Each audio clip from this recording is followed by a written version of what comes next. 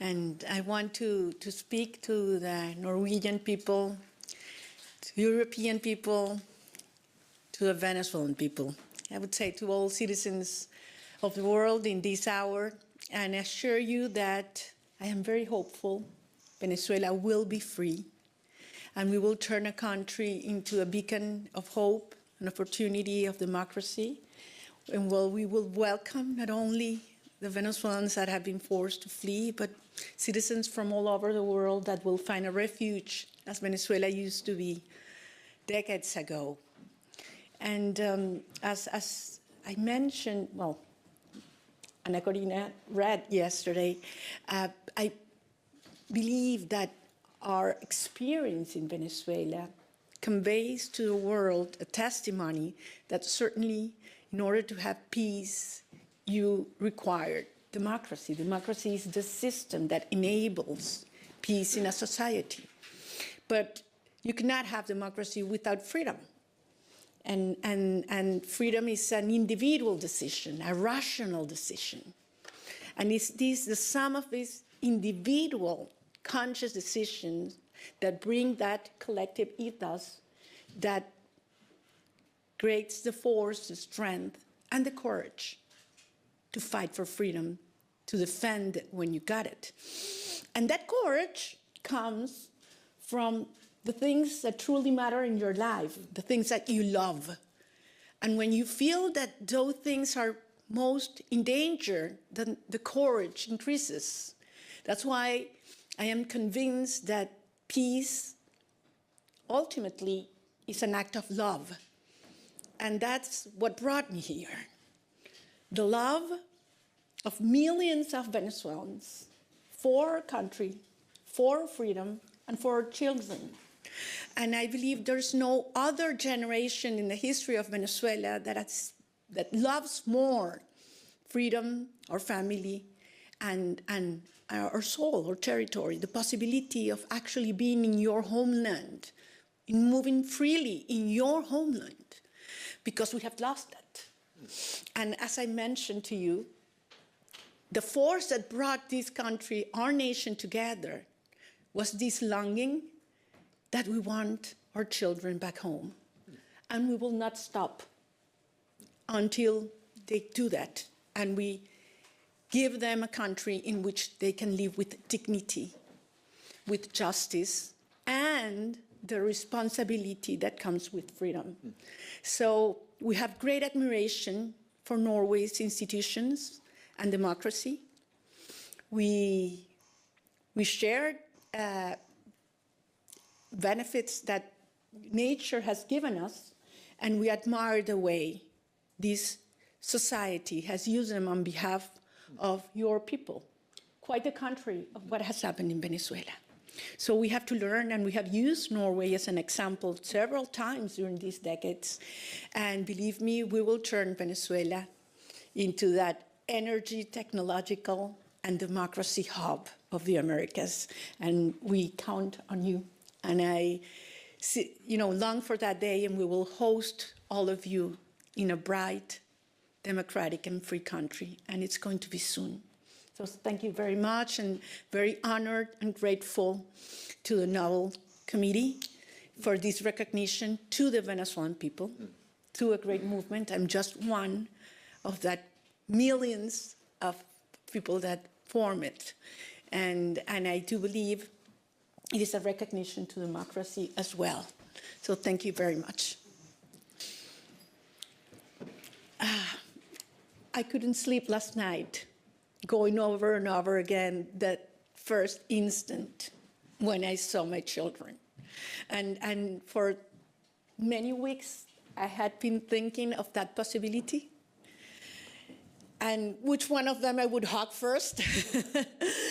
And to tell you something, I hugged them, the three at the same time, and it's been one of the most extraordinary spiritual moments of my life. And that happened in Oslo, so I'm very grateful to this city, something I will never forget, because at the end, I'm just one of millions of Venezuelan mothers that are longing to embrace their children and are not able to do that. That brings us together. And I made a promise to them. I would come here on their behalf to receive the prize, and I will take that prize back to them, because we will make it what I experienced hours ago. We will make it a reality for every one of them, those that have their children in jail, persecuted, in exile. We will make that happen.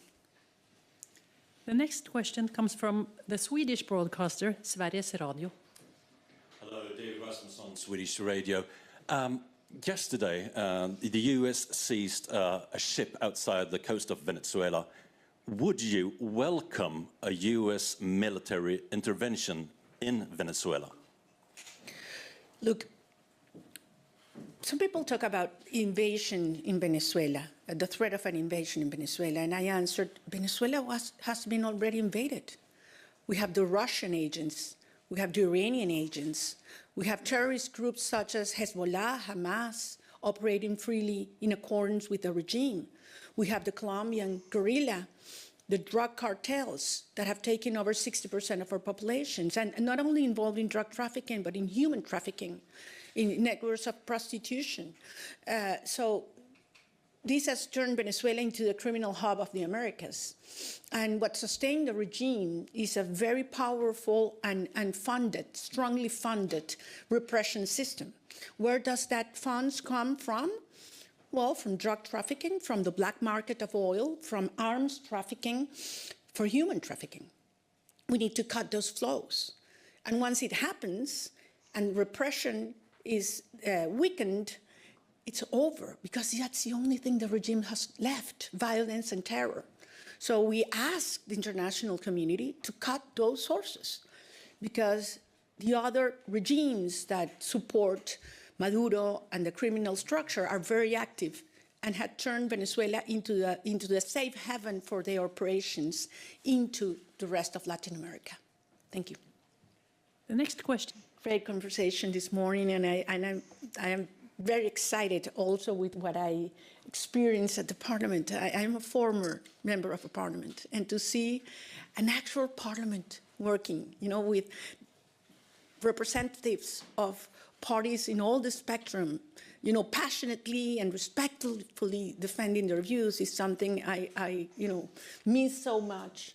And yes, the answer is yes. Not only right now, we need to speak out, to tell the truth, so that people understand what our country is suffering, what our political prisoners are going through.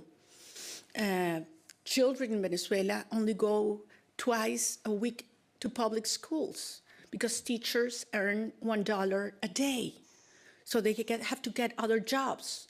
So we have our children in the streets, and you know what it means in terms of their future and the risks they run. So yes, we need to speak out. We need to cut these resources that support repression now, but also we will need a lot of ideas and advice regarding, building up institutions such as the energy agency that we want to build in Venezuela for the new hydrocarbon sector that will, arise in our country.